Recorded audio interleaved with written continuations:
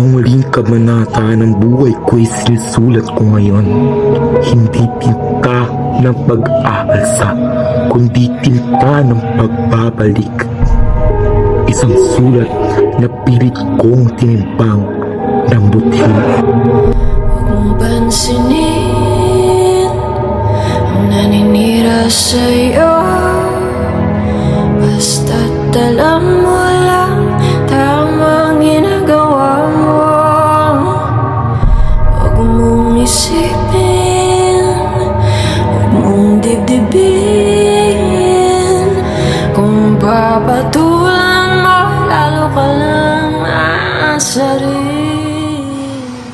Pepe, Pirmahan mo ito. At ang kasulatan na ito, kapayapaan mo sa Panginoon. kaligtasang pinatay ng kasinungalingan ng aking sinulat, ang aking paniniwala. Hindi ko siya kilala sa mga salitang ito. Sino ang nasa kanyang kaluluwa? Ang kanyang pagkamatay ay hindi sapat. Gamitin natin ang kanyang mga mahal sa buhay, ang kanyang mga pamilya, upang mapauo siya.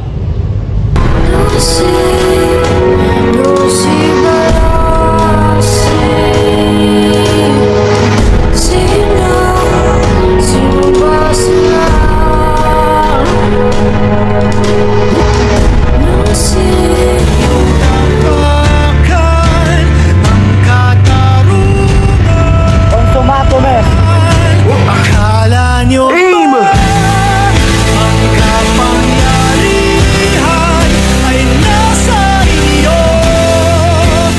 Anak ko, Pepe! Di maaari. Pepe!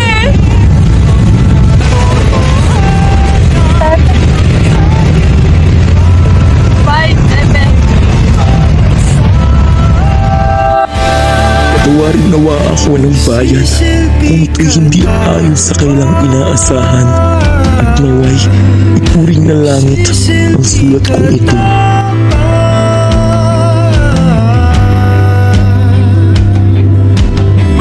Diba, dapat ikaw ang nagsisilbi sa aming bahay nila. Kami nananaginip ng gising ng bawat higa.